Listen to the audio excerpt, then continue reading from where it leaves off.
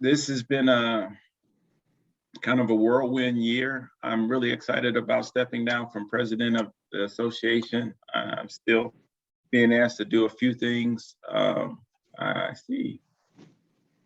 I got it. I just did as well. So both. Been asked to, I stepped down from the president association. So we're really excited about moving forward and doing some really exciting things within the PTAC, the Illinois PTAC.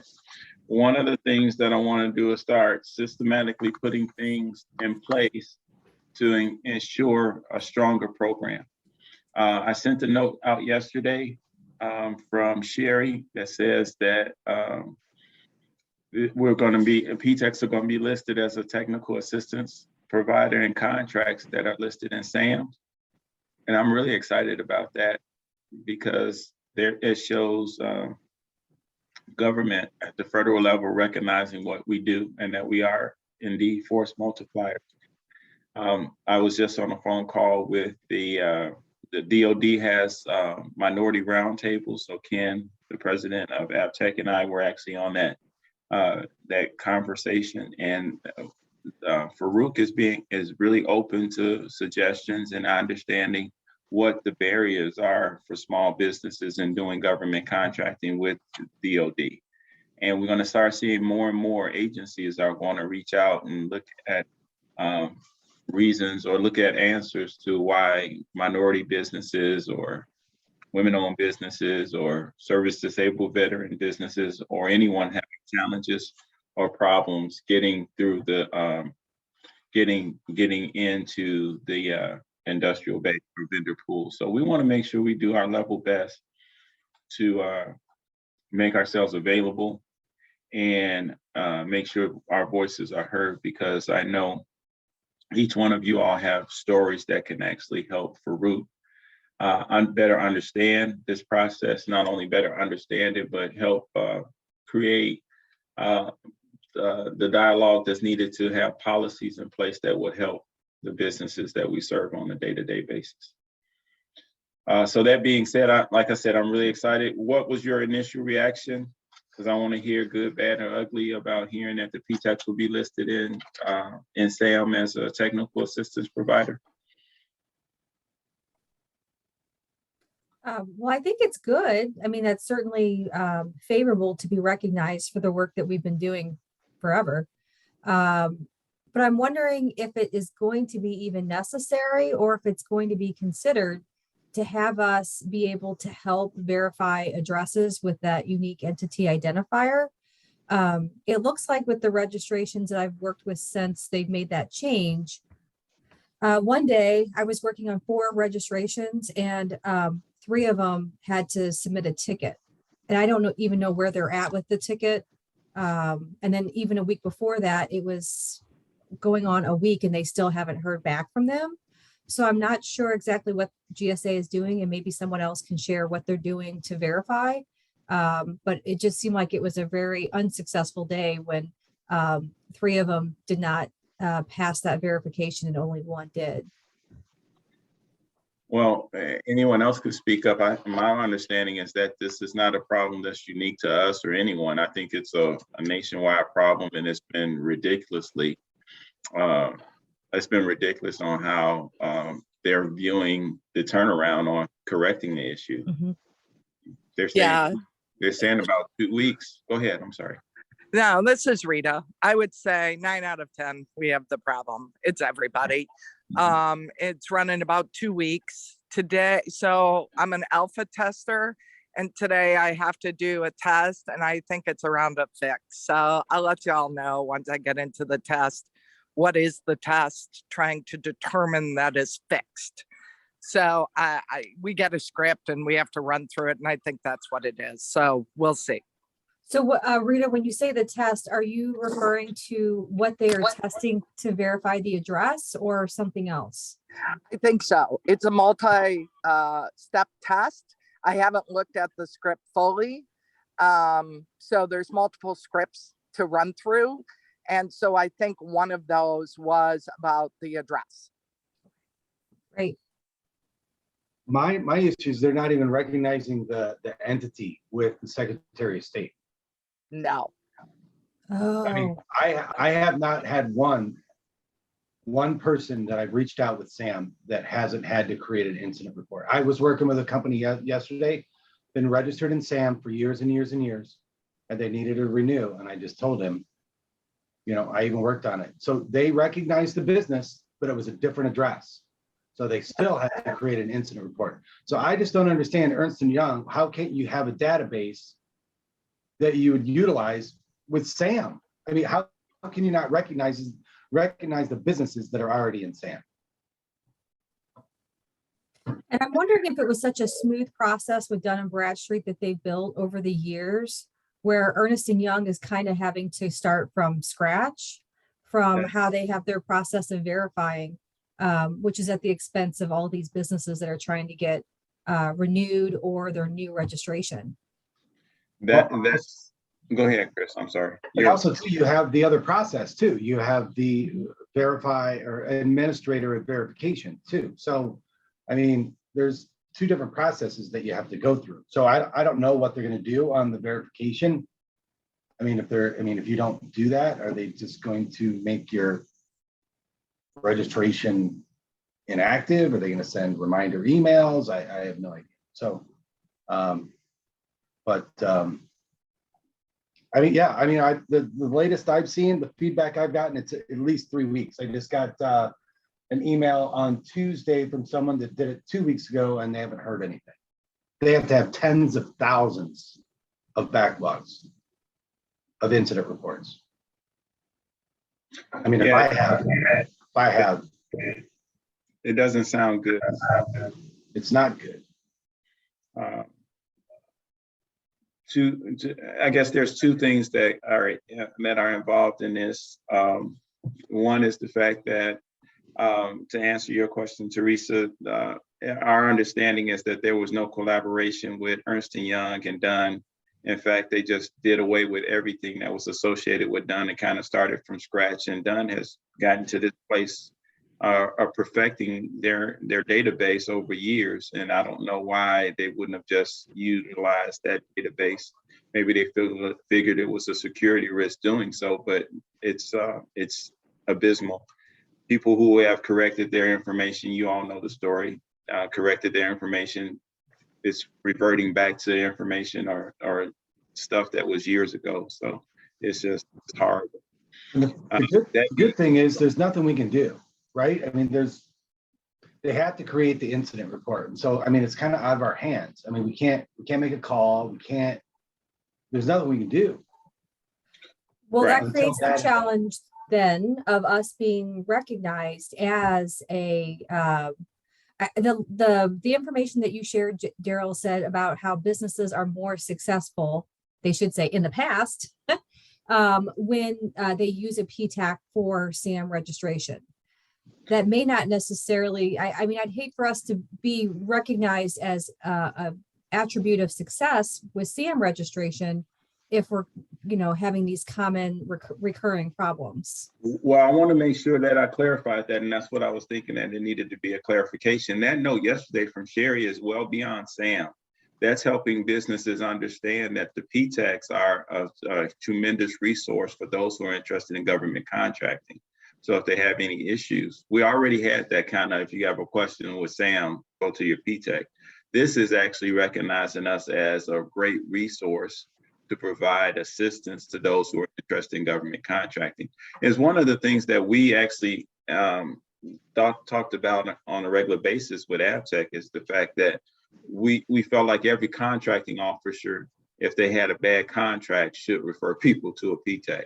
Well, this goes one step out of the contracting officer's hand, but it actually puts it in the solicitation or in the contract that says that, PTACs are a tremendous resource for those who are interested in understanding the process.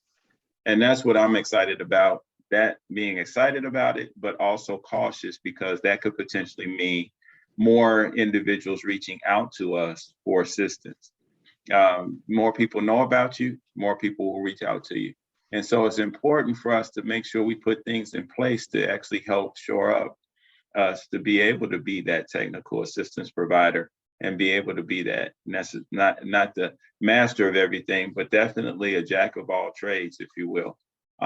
Making sure that we understand everything from soup to nuts when it comes to government contracting, and having our resources in line, and making sure that we have the resources that will support you all as clients come to you, and making sure that we have the infrastructure in place that when people come to you that have something new or something different or unusual, they have access to you have access to the resources that you need to be able to help them.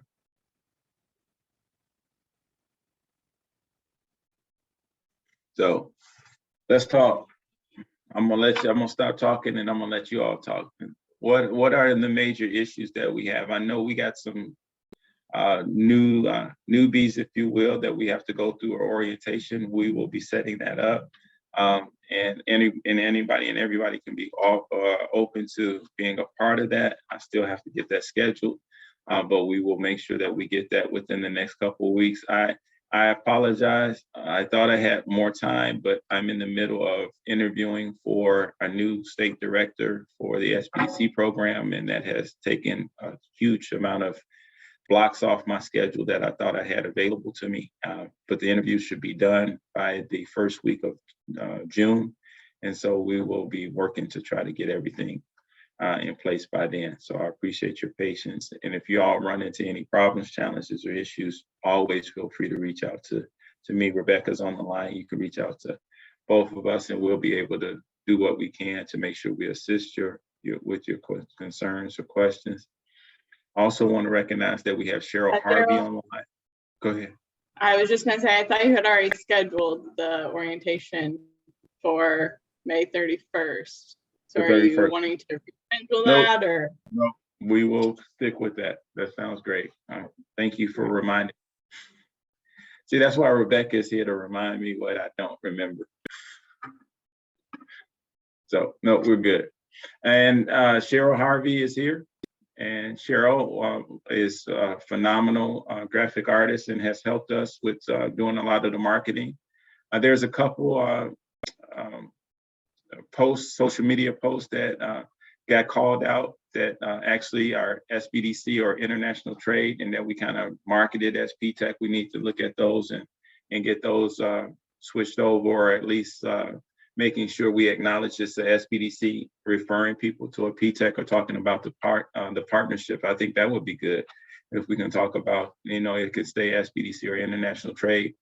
The SBDC referring people over to us. The international trade, I think, is great, because a lot of times those clients that are good for international trade and exporting are ideal for government contracting, or vice versa. So just changing or tweaking those two posts to kind of talk about the collaboration that we have between the programs. I think we can look at that, and we can follow up on that offline.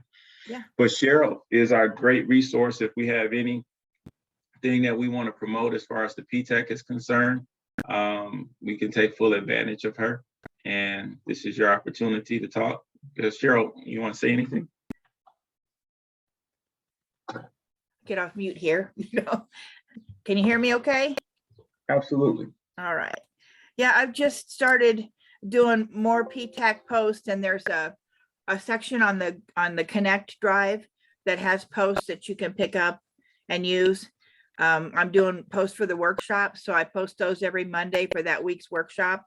I'm also working on some infographics from the slides that you sent to me, so I'm going to be posting those. So yeah, just and I put something in the weekly connection about your workshop, so that'll be in every week, until those are finished. So we're just trying to get more visibility for you guys, and just get the word out there about what you do. Great, thank you.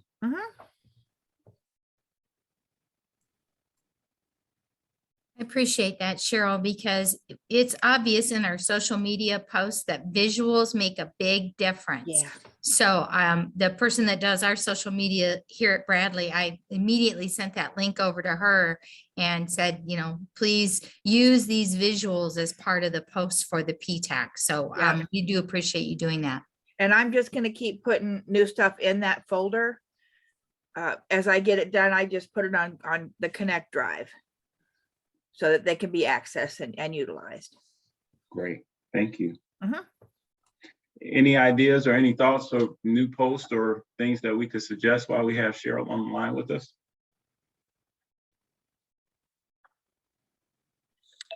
I saw that one of the posts was highlighting a testimonial of a success story. Can we start going through all the success stories? I mean, everybody has to submit them. It's a great way to use them. Yeah, if you want to send me a success story, I can turn it into a quote. Absolutely. Should we have a picture of the person or the company, or? You have to get a client release, Daryl, so that's, We have release for all of the ones. They wouldn't be in our system without a release. Yeah, So every Neosera, so it's ready to go. yeah, if you want to send me I don't have access to Neosera. We were never able to set it up on my home laptop. So I reach out to Jenny Malloy and she sends me success stories. And I haven't checked the last batch, but if you want to send them to me directly, absolutely, I can put them in Weekly Connection. And then I can also use the quotes for posts for social media. That'd be awesome. Yep. So everybody, can you put your email in the chat for us? I sure can. I'll do it. I'll do it. Don't worry Well, about it. it's in every Weekly Connection. Okay. Daryl, will you share that email through or share that email through email as well? Yeah, I'll do that. I'll do both. But I want to make sure that and that's probably the best way because I have a very short bandwidth and Rebecca is really knee deep into cash requests as well as trying to help the SBDC. So if you have a extremely exciting small business that you want to promote, get that and maybe a picture and highlight a quote and a logo to the company to Cheryl, and she can actually follow up on that. Daryl, if they just get me the story, I will track down photographs. I'll make the quote. I can do that. Okay. I'm thrilled when I get a success story with a client release in my mailbox because that means I'm free to create with it. So Cheryl, just to let you know, we've already worked with the client to write a success story and get a quote. Perfect. We may not have a picture because we're pushing the business, so we use the logo. Yeah. I can do one. Well, this week is kind of tied up with the conference and the next issue of Weekly Connection, but I could probably do that next week if I had the information. No problem. No rush on it. Okay. No, that's great. And we can and you can upload those into the file folder up in Center Connect so we can have access to it. One of the things that's important, and it's in your agreements, is that each one of the presenters should have the LinkedIn account. And DOD wants us to start promoting things through social media. And so as much as we can, let's start promoting the great work that you all do, the client successes. Yes. That's going to really help people to understand what you all do on a regular basis. As a side note, there's talk about changing the name of the program from PTAC to Government Contracting Assistance. Not sure if it's going to ever get any traction or anything, but most people don't know what procurement is. So it's going back to what it was, is what you're saying. There's talk about that. Oh my gosh. Well, that's how life goes. The longer you live, the more you see the new is the old type of thing. But Hey, Daryl. Yes. With the request to be more involved on LinkedIn and the social media presence, would that be an opportunity for us to have a huddle or some sort of a training on LinkedIn, setting up and enhancing and building on those profiles? I am so glad you said that because you caused me to think of another thing that we're supposed to talk about. In fact, I think that's a great idea. That's a phenomenal thing. I don't know, Cheryl, are you a master at doing LinkedIn? I am not. Okay. We're gonna make you one. No. I'll do my best, but I'm not gonna be able to take it very far, I don't think.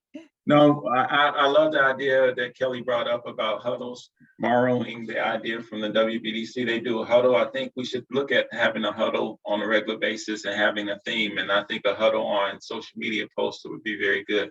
And I couldn't think of anybody better than some of our SBDCs because they teach their clients on how to do that on a regular basis. So we should be able to find an SBDC that would actually help us, unless we have somebody within our ranks that is a master at submitting or putting out stuff in LinkedIn.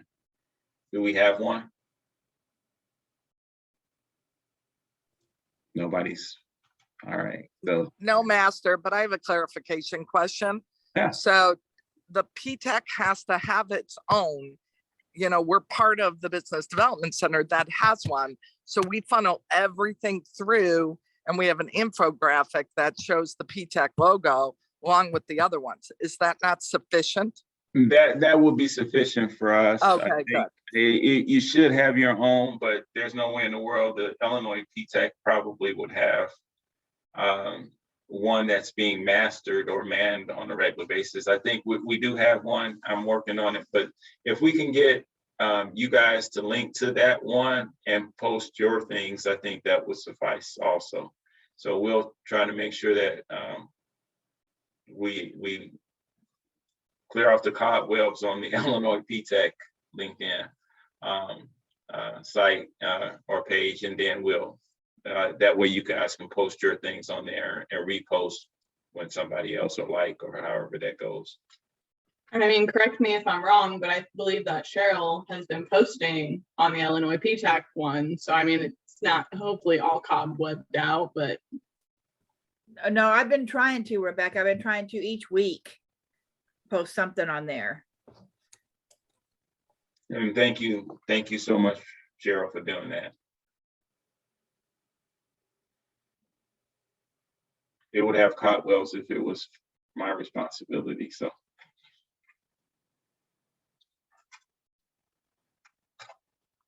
All right. So LinkedIn is one. Any other ideas for huddles?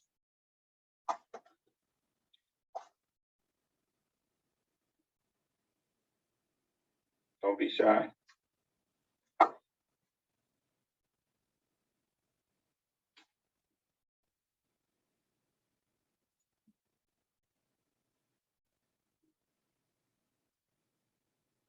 Well, while you guys think of the ideas on huddles, most challenging issue that you're dealing with clients apart from SAM registration?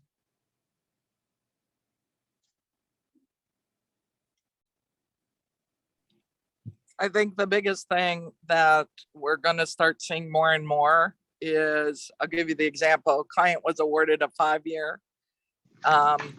And now because of global supply issues, the price of everything has doubled. And so they need to go back and ask for more money, but that's through DIBs. So that's going to be a problem. So I don't know what the outcome will be,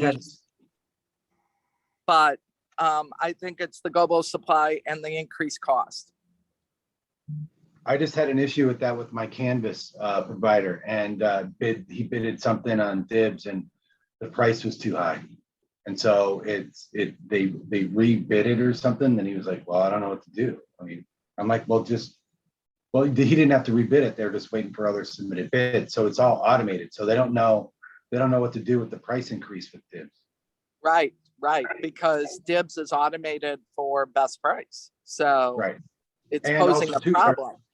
Right. And they're going to factor in past pricing, right? So it's all public. And so when it's correct, it's going to be above, it doesn't know what to do.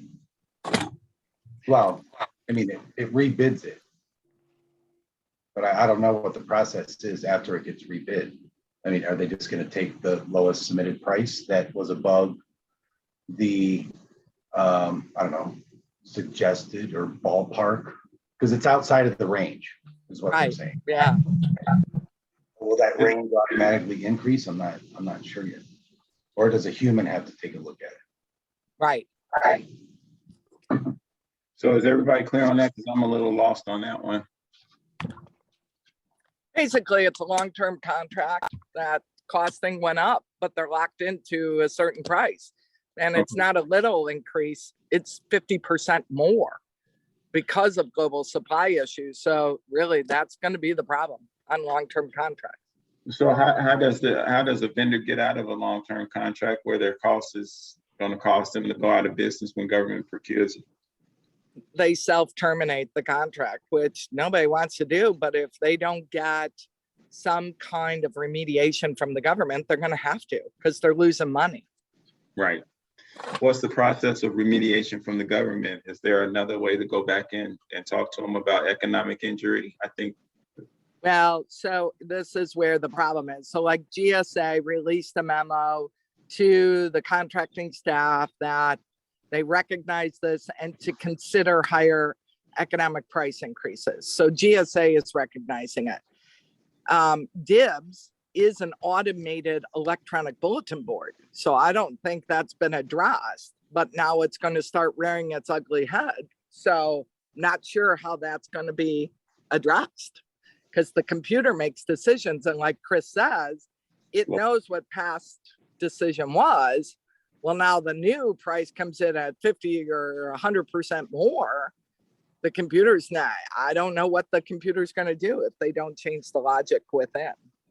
So I think it's just going to be more and more of a problem, especially for any clients that hold a multi-year contract right now. If there's no term in there for like economic price adjustment, economic price modification, it's going to be a problem for them, because nobody expected this 2 years ago, 3 years ago. Another thing to piggyback on that is I've run into this a handful of times in the last year and a half, and it has to do with supply chain, is completion date of a project. Sometimes it has to get extended because, because they have those dates in there. So, I mean. Yep, and DLA now is pretty, I guess, structured as far as grading. So it's looking like a ding. I've had issues even with local contracts too. They're not taking consideration that some of these supplies and it's just it's hard to get. So so a lot of, I mean, I had one where we actually put it in the terms and conditions to what's my we didn't accept the terms and conditions due to the price, and they understood that and they rebid it and extended the due date. I think that's what the problem is. They don't know how to deal with it within their rules. And so they're like, okay, yeah, we get it. We'll have to rebid it. That's not the solution. They're not dealing with the problem at hand. Well, then the particular one that I was stating, they rebid it and then they extended the date, the completion date from June 30th to December 30th. So they gave it an extra 6 months. So that was good. Yeah, but still, it's a rebid, which is a pain. But they have to think about that. Another question I have too, I don't know if anyone's done a recognition BEP application lately. They've actually changed the wording in the certifications they accept, and they've eliminated the DBE and had it have some other wording in there. I don't know if anyone's seen that. I'm still assuming they're accepting the DBE certification. Chris, I think their recognition and fast track page that on their new website is a disaster. I emailed Carlos Gutierrez about it, because it's wrong. All the information on there is just like flatly inaccurate, but he's like, it's over my head. I can't do anything about it. And I'm like, is that really your response? But what aggravates me, what we get a lot of questions about, is it says on there that the recognition, or I'm sorry, the fast track includes MSDC and WBDC, which means they don't check gross receipts. And that's just wrong. They have to act. So these companies are completing the fast track, then they have to, they're being told they need additional documents. They're confused. It's a mess. And I agree with you about the DBE. They do accept the DBE. And why not just keep it in there in the ones that they accept? I forget what the other wording is. It's something weird. When somebody goes- I think Chris, it says on there, I could be wrong. It says that it takes like, it lists out like IDOT, Metra, some other ones. So that's where a lot of the confusion, because it should just say DDE certification, but it lists out the specific agencies of the ILUCP. It's crazy. Yeah, the Q&A could be so much easier. It's you got to reread it. Even every time I'm in there, I have to reread it. It's so confusing. Yeah, trust me, I agree with you. And I find it very frustrating because when you bring these things to Carlos's attention, he just says, not my, I didn't have to do that. That's above my pay grade. It's like, okay, well, who should I talk to? Frustrating. I know.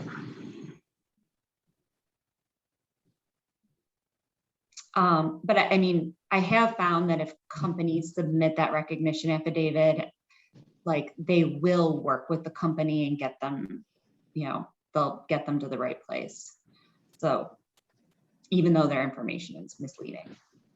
Does anybody know also too, is there, I mean, I have a client that's having SAM issues, but there's a contract in place. Is there anything that you can do to expedite the process? Like try to call the help desk? I thought the contracting staff had to do it. There is something, and I'm not quite sure what it was, because we had, I want to say, Health and Human Services actually called me because PTACs were listed as the technical assistance providers, and they called me and I told them we're experiencing that problem across the country, not just here in Illinois, but it's across the board. They said based upon that, if I can send them an email, they can work on the internal process to get their folks paid, their vendors paid. So there is something that the agency can do, but I'm not quite sure what that was because they didn't give me any idea what the secret sauce was on that. But they needed some type of verification from the PTAC that this is a worldwide problem, if you will.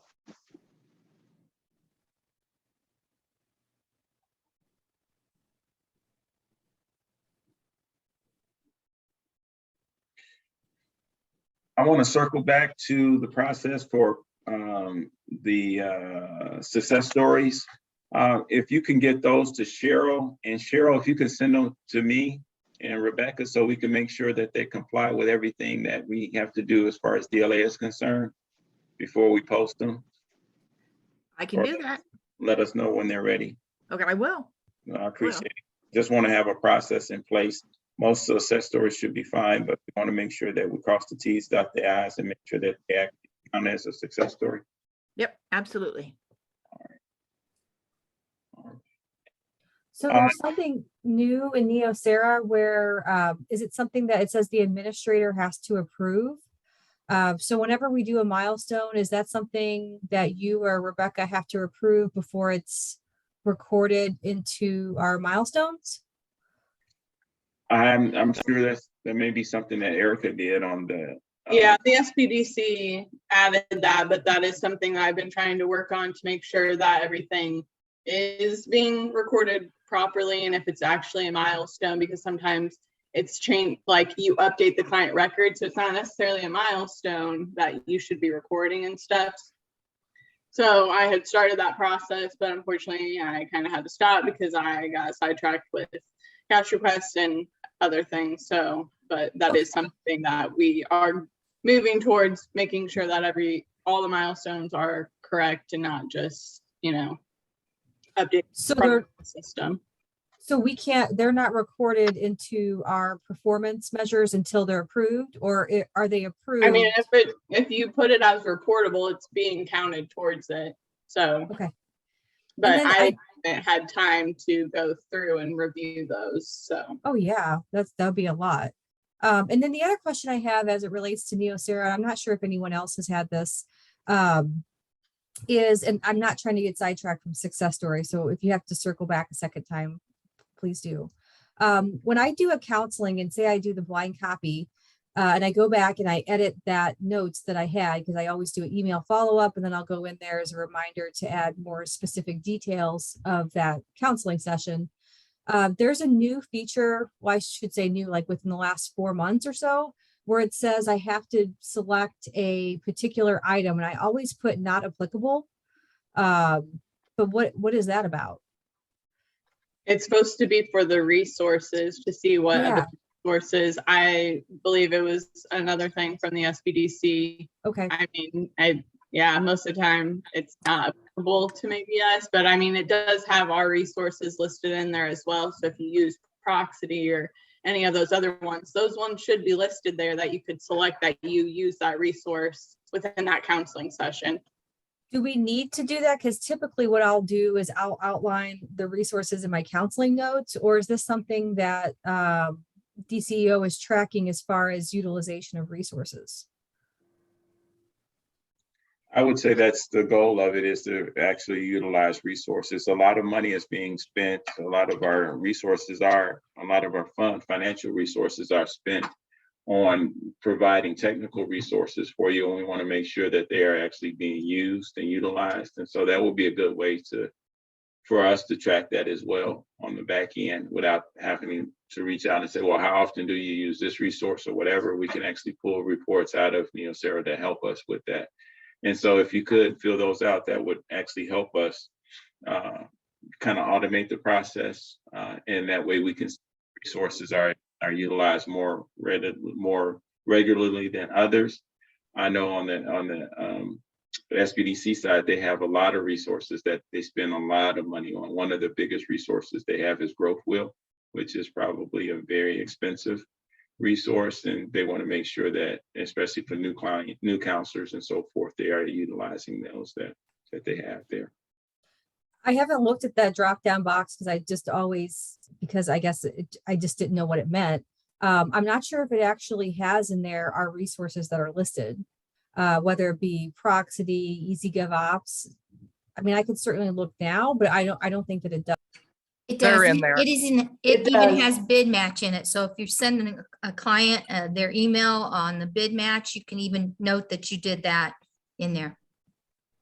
When Awesome, it thank you. initially started, our services weren't there, but they've been slowly adding them to it.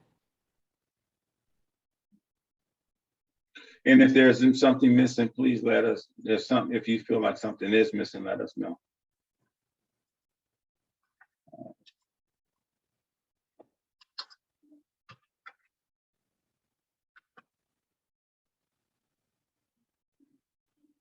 All right.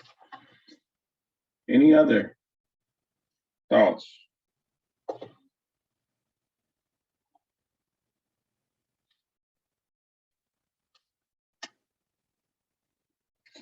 In the meeting that I was in earlier with the Department of Defense from the minority outreach or roundtables, we had a representative from NABO, National Association of Women Business Owners, Molly Grimmel, if I'm not mistaken. Actually, she brought up a very valid point about CPAR's ratings and that are listed for multiple award schedule contracts. And they said that because a lot of times when when government buys off the multiple award schedules, they don't put in CPAR ratings, so they put in, just basically, they don't put in anything in there. And she was saying that a lot of times the contracts are awarded on points that are there that are listed in CPARs. And so she was challenging Farouk to make sure that they push for those government folks to put in CPAR ratings so that they can increase it, or just do away with the whole process. I think probably the latter, just do away with the process so that so much weight is not put on those ratings in CPARs to get more contracts. Have you heard any issues or are familiar with that process for our clients? Daryl, I think there's misunderstanding that goes on as well, that she probably needs to read the FAR to recognize not everything has a CPARs and it's not a requirement. So there are certain contracts that CPARS has to be done, but not every contract. And I think her concern was the fact that, well, I'm just articulating from what I gathered from her. She said that government was not doing a good job, but yet the points were awarding, or they were granting contracts or awarding contracts based on points. So is that because they're not required? It could very well be. I don't know what she's talking about, honestly. Mhm. And when a CPAR is done, the contractor is notified. And so if the CPAR rating is, if there's a negative or something that is not liked, they can go in and make comment. So that's where I'm like, I don't know. I haven't heard anybody having this problem. Okay. That's fair. I just wanted to make sure I brought it up and make sure we'll follow up and see if we can get some more information on that.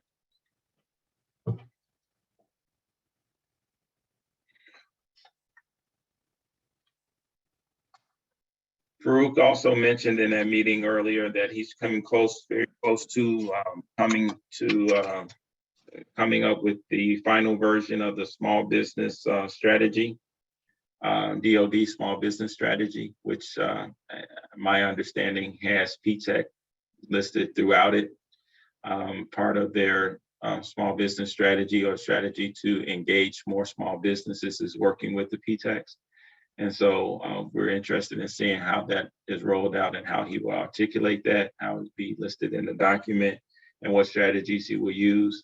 He also has been telling us over the last year or so that there is a instrument that will be used, some type of market resource tool that will be used by the small business professionals at DoD. And he wants to pull PTAC into it so that we can actually upload our clients in it or pull information from some type of CRM to pull clients into that market research tool, so that when DoD is looking for particular clients or individuals in industry, they can actually reach out to our clients either through us or directly with our client. So Daryl, am I hearing right that they're creating another system? Right. That's where federal government is wrong. They have SAM, they have the dynamic small business search. You know what? Invest the money there and use the one stop they created. Don't create a whole new tool. This is where we end up with all these, really, SAM. It was 10 legacy systems over a multi-year to get it all into one location. And here we are creating something new again. And it's just going to exacerbate and go in the problem area again. Okay, that's a valid point. How do we convince Farouk that he's going to be able to get the information he wants out of that system and not have his own system? I guess he needs to tell us what he wants. So, I don't know what he's looking for out of that system, but could they improve or enhance an existing system rather than create something new that small business doesn't know exists and then they find by accident if they're lucky? Well, one of the things they were talking about doing is actually utilizing it, and then the PTACs use it, and it would probably serve as either our CRM would interface with it, or it will be our CRM. So then what about the other federal agencies, right? So I think this is short-sighted. Well, those points are really important for us to make because we don't want to start down a path that is not the best path for us to go down, especially in light of Farouk being, in the position that he is in. We want to make his path as easy and smooth as we can so we can get as much done. I don't want Farouk spending a year getting a system in place that could be jettisoned once he leaves. So if Right. it So can be done through SAM, then let's work. If AppTech can ask him, what does he have in mind for this new system? What is it he wants? Then you can at least determine, can something be modified that exists already?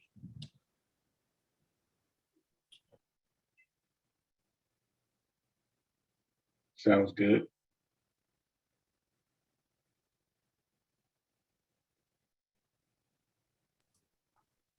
And Daryl, could you elaborate on what the idea is for that to be our CRM? You mean as PTACs at a state and regional level?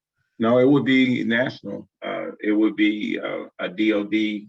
That question has been brought up. In fact, Sherry has questioned potentially having a CRM.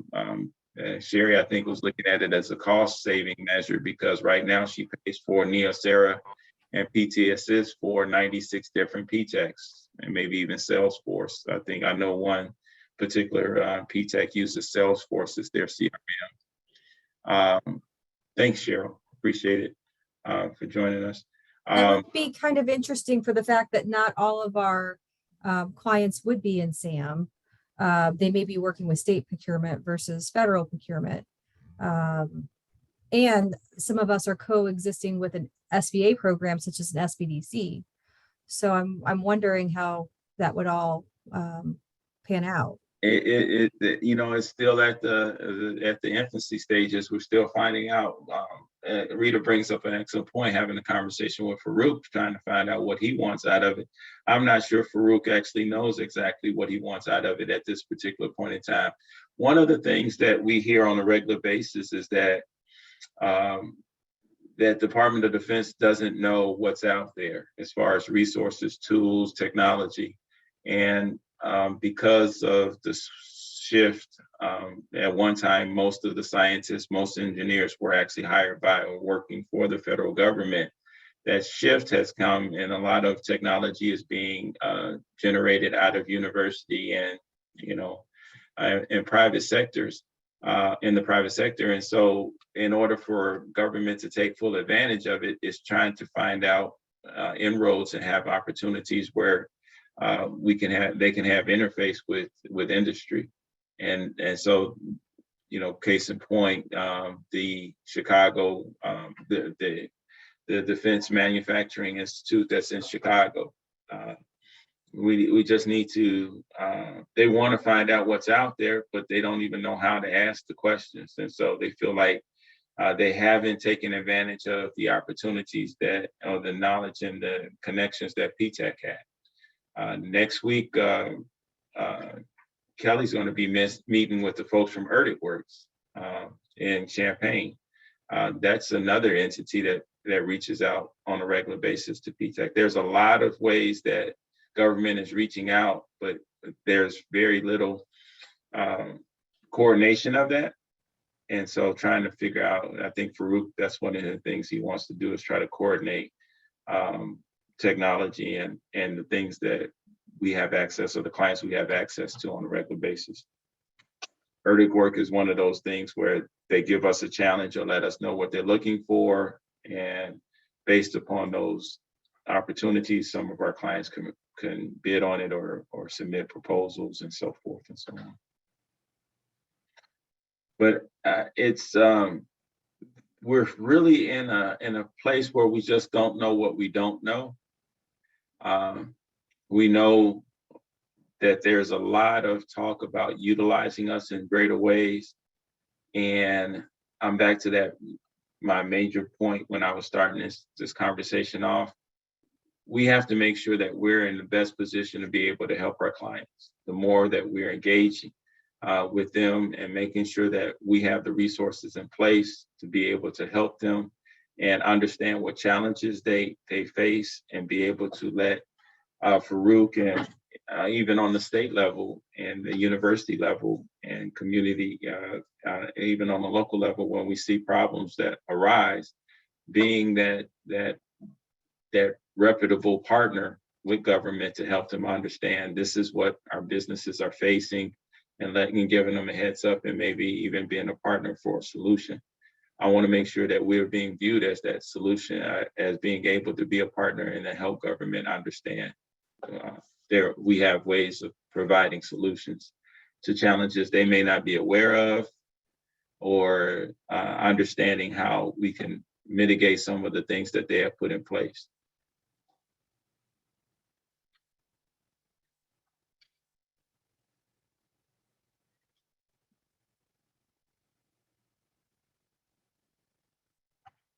Questions, comments?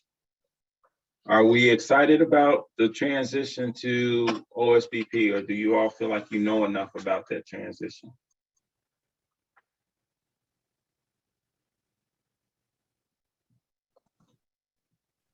I think overall, I'm excited.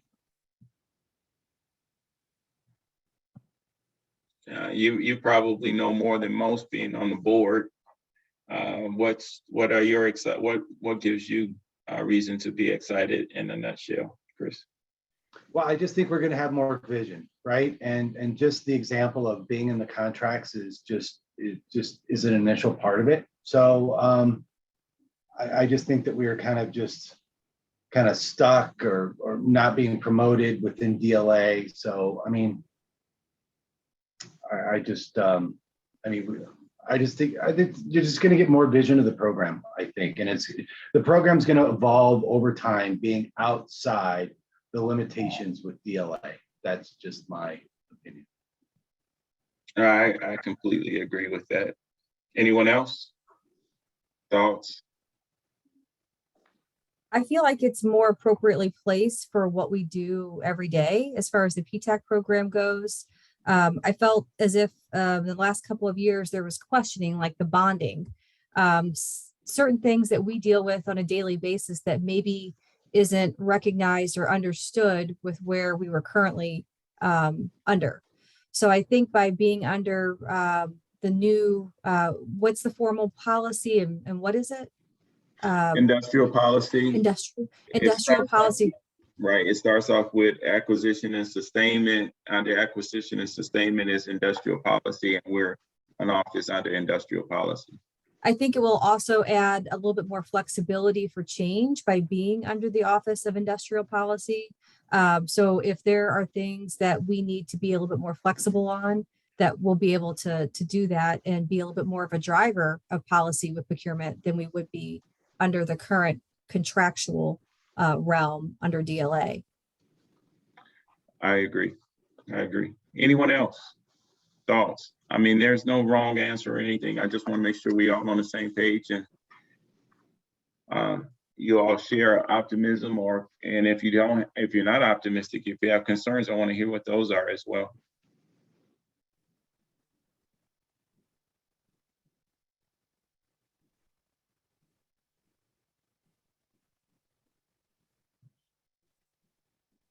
Should I start picking on people or calling people?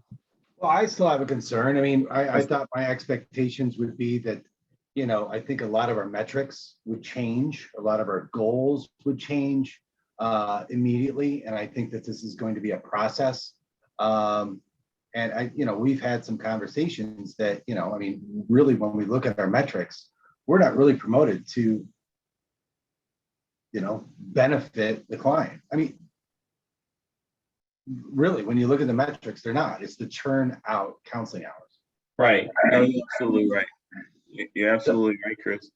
We're fortunate enough to be one of the larger programs, if not the largest program in the network. And so from that standpoint, we are benefited. But the challenge is most of the programs are focused solely on their hours. And we're starting to make some headway. In fact, in our last conversation with Sherry and Colonel Baird, I gotta thank you, Chris. Colonel Baird, we dealt with the fact that counseling is not the only way to provide technical assistance. Through the spring conference, Mara and Catherine actually talked about cohort learning, and I'm very thankful for that, because now they're starting to recognize group counseling or group training as another way of providing technical assistance. They still want to monetize our program based upon the number of counseling hours that we provide divided by the total program cost. But at least we have them recognizing that technical assistance can be provided in an efficient manner through cohort training or group counseling. And so we, as Chris said, it would be phenomenal that everybody would just drop their guard and let's say, let's make the program over, let's look at what works, and be willing to start thinking of things in a new way. But a bureaucracy that's been in existence for 37 years does not crumble overnight. It takes us working consistently, helping them to understand new and better ways to do what they're trying to do. And if they're really trying to increase the number of diverse firms or the number of small business as a whole that make up the industrial base or coming into government contracting, it's going to take a concerted effort to making sure that we reach more people. And reaching more people does not necessarily mean just sitting down with them one-on-one. We have to engage them in different ways that will actually help those businesses. We know that a lot of the minority businesses and the diverse businesses we're trying to reach out to, they don't have the bandwidth or the past performance or the institutional knowledge within their ranks to be able to be successful government contractors right off the bat. And so they may need some infrastructure or some hand-holding or some assistance with this small business development center, maybe even a cohort type of training to help bring them onto a base level of knowledge to be proficient at government contracting. Well, that's labor intensive, and it takes a lot of man-woman hours, if you will, to be able to get that done. And if you don't have a way to do it effectively and efficiently, you could spend a lot of your time on those businesses that really don't get us a lot of economic impact. I do have a question. Go ahead. I do have a question on that. I know, and I'm not sure if it's the case anymore, but when I was with the SBDC many, many moons ago, we were able to count prep time.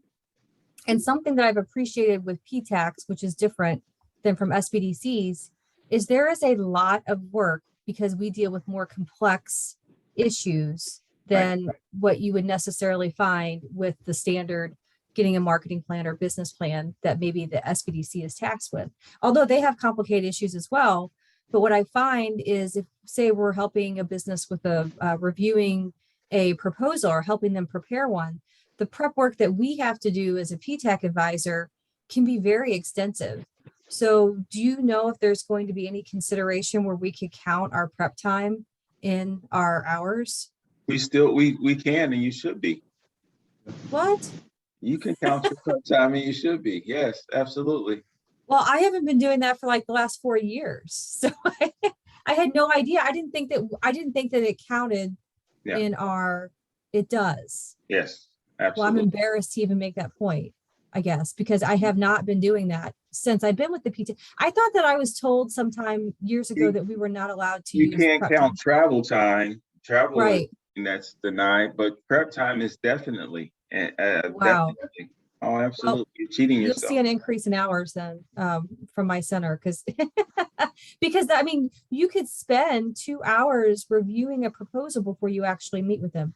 Okay. All right. I'm going to mute my mic because that's embarrassing. So no. And I think that's one of the things that's really important for us to talk about and making sure that we go through having these things so we can make sure everybody's on the same time. Petrolia always talked about billable hours, and we want to make sure that those billable hours are attributed to someone. So if you're in a law firm and you're just doing research just to keep your knowledge up, you can't count that or attribute it to any one individual. But if someone calls you and they want to talk about veterans verification and you don't have that certification or you need to go through that process and learn about that process, what you need to learn to help that client is actually prep time.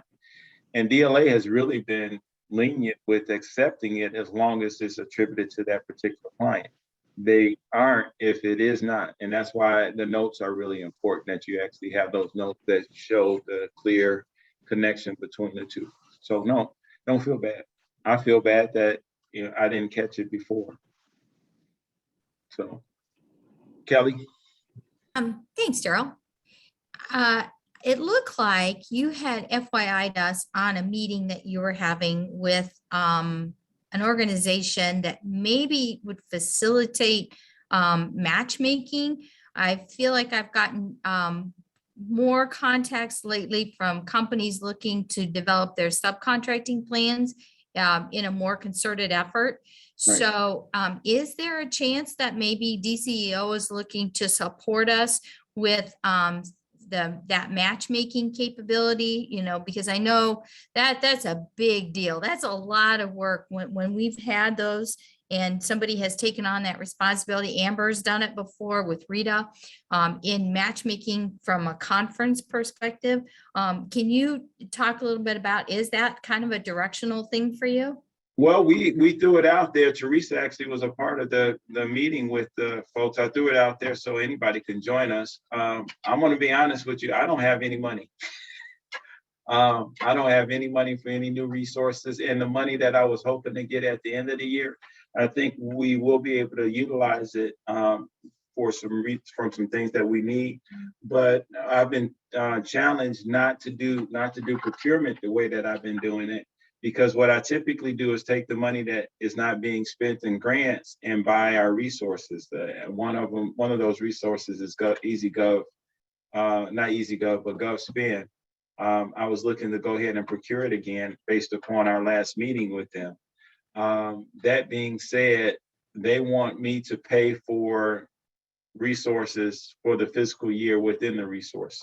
And so instead of paying for GovSpend at the end of the year, for next year that would expire April, May or June, they want us to push it into July so we can start with the July date. The reason I said that is because it's really important for us to understand that I really don't have those resources to be able to do it, but I wanted to make sure that we reached out and entertained this individual about the resources to make sure it was something that was well worth it. And that when we do procure more money for the program, it's something that we can look at. Teresa, you want to speak specifically about the presentation? Well, I was just trying to think of what presentation you're referring to, but if it's the one that we had a recommendation of even bringing the attention at an APTAC level, as far as being, is it the one that we would be networking with agencies where she did a demo? Is it? Okay, yeah. So, we met with her I think it was last Friday, actually. Wow. Okay. Well, at any rate, I think it was a couple of Fridays now. Yeah, it was a couple of Fridays. Now that I think about it, you're right. Because she asked for that questionnaire thing. So the first Friday, initial impression of that meeting, and it was just the three of us, I believe. The first impression of that meeting was, well, this isn't anything any different. All it was a template that we would be using to market what the PTAC does. But when she was bringing attention that they would be utilizing and working with agencies, then it got to be a little bit more attractive because it was keeping, I forgot, I think there was like 3 agencies that she was working with. VA was one. Was it Homeland Security possibly? But they were utilizing this service. And so it would be nice if all the agencies were utilizing one universal service that they would access for our marketing, what we do as a PTAC. From a subcontracting standpoint, I don't think that there was any discussion with subcontractors, but I do agree with Kelly's sentiment is we're starting to see, at least from our center, a lot more engagement and interest from subcontractors to meet their subcontracting plan requirements.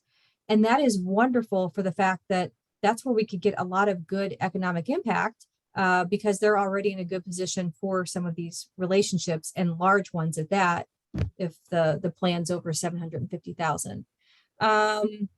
Going back to that meeting, I really don't remember that much of it other than we were tabling the discussion. And I don't even remember that she was going to give us any follow-up.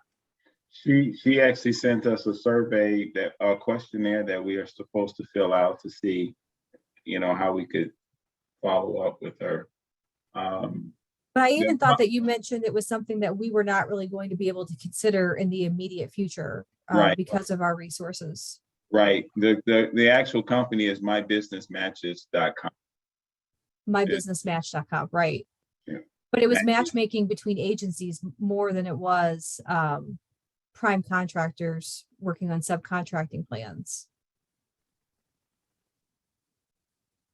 I don't remember anything with primes on that. Do you? No, I don't. So I can't say one way or another. I'm not in a. yeah, I just remember it being something that some agencies were using. I don't know how those agencies were getting resources over other agencies. But I remember it being something that she could perhaps do a presentation at an AppTech conference to understand more about the system.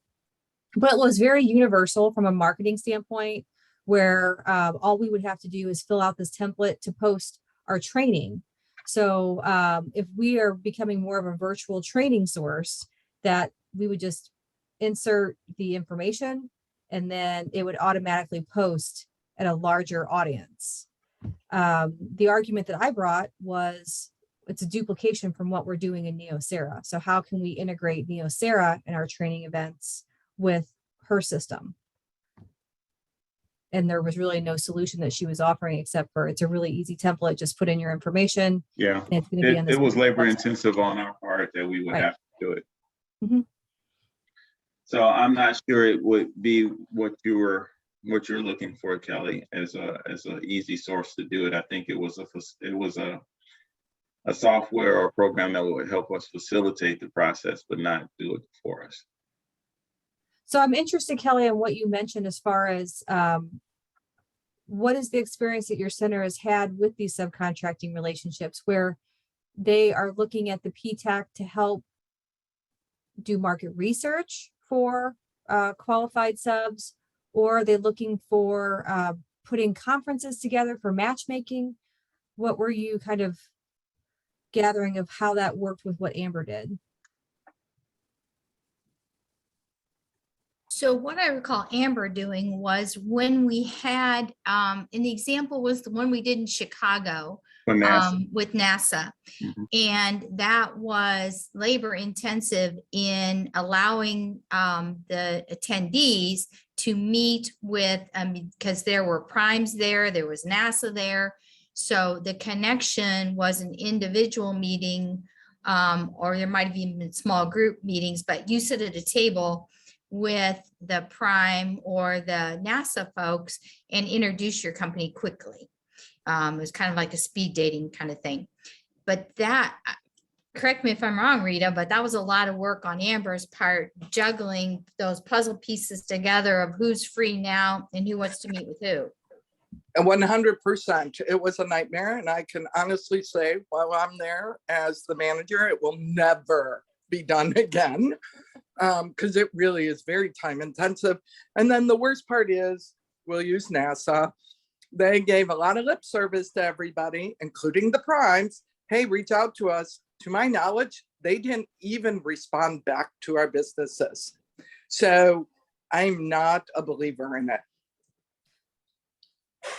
So Scott Air Force Base is doing something similar on June 13th, and they did this last year and it was virtual. And a lot of you, I think Rita, I think Chris, there was a couple of us that participated.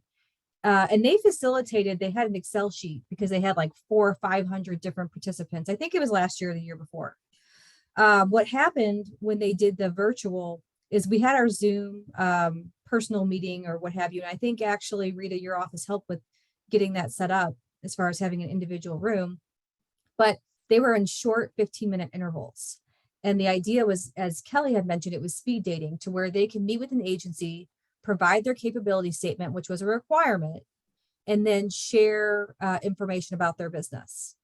And I think the PTAC, we might have had like 40 or 50 because they wanted to know more about PTAC, whereas the rest of the 400 were divided among US Transcom, all the different divisions at Scott Air Force Base.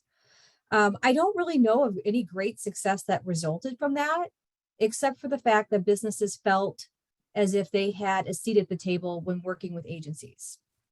So they're doing it again June 13th, and I have an Excel sheet that, I'll be managing the 15 or 20 different businesses that are wanting to do it, but it's now in person. So we have these breakout rooms where they meet, they walk by, they meet the agency, and then they go on to the other agency that they're interested in. So I wasn't at the NASA event, but it sounds very similar. But again, we're not facilitating it as a PTAC. That's something, I'm on the planning committee. It is certainly time intensive to be on that planning committee. But they're the ones that are coordinating and facilitating the speed networking.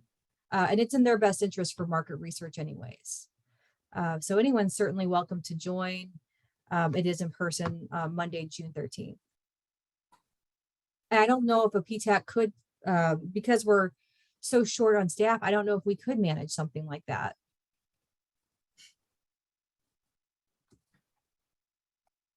Yeah, I think if we're gonna do matchmaking, and John does it, John Ertman, the management group that actually helps with the PTAC, he does it on a national basis, and the PTACs use him all the time to actually, he has some elaborate software that he uses so that it actually plug in the primes or whoever you're gonna have at your event, as well as the small businesses, and it actually creates those matches. He charges to do that. I think that's probably the way to go in the future. We'll just have to process it or put that in there. And if you have an event that you think is well worth it, we can actually have get you John's information so you can reach out to him. It may be cost prohibitive for a small event, or he may, it just depends upon, he has the software already, so he may be willing to do a small event. When I say small event, I'm thinking probably, a couple 100 to 100 people, a little over. But he does it for when PTACs come together, for multiple PTACs come together and they do a regional event. He does that on a regular basis. And he will actually come in and set up or do it. A lot of times it's being done virtually anymore. He would actually, in the past, he would actually physically go to the place and set up shop. But like I said, I think it can be done virtually and has been done virtually over the since COVID. But yeah, that's one of the resources that you can take advantage of, but there is a cost that's associated with it. I do have a question on that. It was mentioned at our spring conference that they work for us. I think it's like Three Rivers, or I forgot what that firm is. They work for us as far as ABTEC is concerned, or as far as PTAC is concerned, as far as whatever ABTEC does. But that's one of those services that his company does apart from that. Go ahead. Okay, so I just didn't know what that meant by when they say, well, we work for you, like what do you do? Like, I mean, as far as beyond the ABTEC conference. That's an excellent question, and Chris could probably chime in as much as I could on this, but what John is doing, and we're working with John to narrow his scope, because what we've seen is that there has been a mission creep as far as John and what he does for our members. But for the most part, most of it is associated either with the ABTEC website, ABTEC membership, or ABTEC attendance at a conference. Those are the types of things that he works with. When it comes to anything above and beyond that, it's typically his own private company doing that on his own. So anything that's associated with your membership, you can reach out to me, Rebecca, and we can make sure that your membership is up to date, or that you have access to the ABTEC website, ABTEC Connect, which is the portal that can be used to ask questions or to have access to information. In addition to that, conference registration, education. The ABTEC is responsible up until this point, is responsible for keeping track of your attendance at conference and any professional development that you have that's been gained through conference attendance, or those 4 Friday webinars, or anything that ABTEC does apart from that. John keeps track of that and actually has your academic record, if you will, as far as the courses and the training that you have taken that's associated with the association. And so those type of things, when he says he worked for you, that's what he's talking about. So I'm glad that you brought that up, because it is kind of unclear. And the reason it's unclear is because ABTEC hasn't fully defined everything that he's supposed to do for ABTEC. And that's why I said there's a mission creep, and we got to really work on that. Over the last year, we've been trying to push to have an executive director that would actually help us to make sure that we understood what those roles and responsibilities are clearly. Eileen? I had a quick question for Teresa regarding the Scotts Air Force Base event on the 13th. Is there any information I can pull from that? What vendors are they looking for or industries? Absolutely. So it kind of coincides with the federal mission as far as seeking small, diverse businesses. It is posted on sam.gov as far as their industry day and who will be there. They're doing things a little bit differently. Well, they'll do a quick brief of what they're needing, what's coming down the pipeline the next couple of years. And every year they seem to have an initiative, whether it be Hub Zone, or whatever that may be, but the focus is with small, diverse businesses. And I'll certainly get that information out to everyone. It's been the first in-person one that they've done in the last 3 years. What's unique about this one, and it was kind of a dumb moment for them, is that a lot of the same interest of firms like industry, the small, diverse ones, or whatever that may be, is the same for universities. So I tied them, I introduced them, they never knew each other. So SIU, Edwardsville, and Western, and I put them in the room with Scott Air Force Base, and they're like, oh, wow. They might be certified with Illinois, but they're not federally registered. So there was a lot of overlap that we'll be seeing at this year's conference that was never there. So if they're in a good position to be certified with Illinois, and they're wanting to expand their government contracting horizons with the federal government, this is a great platform to say, okay, well, this is what they do. It is a good fit. I'm going to pursue it, or absolutely not. This is not the right path for me to pursue. So it's very broad in scope, but the last one that we did in person at SWIC, we had businesses that were flying in from all over the United States to get, to meet some of the contracting officers and representatives at Scott. So certainly, if you have businesses, I'll get that information to you today. That'll be great. I had a client, I had to do some background and research about 3-4 weeks ago for them, because they have an infrastructure bid out there for their IT. And I had a couple of people who were interested. One actually went down and did the site visit, and I had to pull and find a lot of floor plans and information and help them really be prepared when they went to that event. And they wrote they completed the proposal that was due about a week ago. Oh, So awesome. Good. And I'm finding they've had a couple of things, but you have to really know it's out there and what industries. And I'd like to kind of guide some of my team there. They do a really good job of and what they'll do is say, this is who we are, this is what we do, which is a common confusion part with any military installation. So Scott Air Force Base, the headquarters of US Transcom is at Scott, but they also have DISA and DITCO, which is going to be that technology piece. And then they have those that deal with grounds maintenance, and they have those that deal with the Air Force Mobility Command of the different aviation. So certainly there's a broad scope of different capabilities that they're looking for businesses that we just don't really, know about. So yeah, I'll certainly get that out to you. Thank you.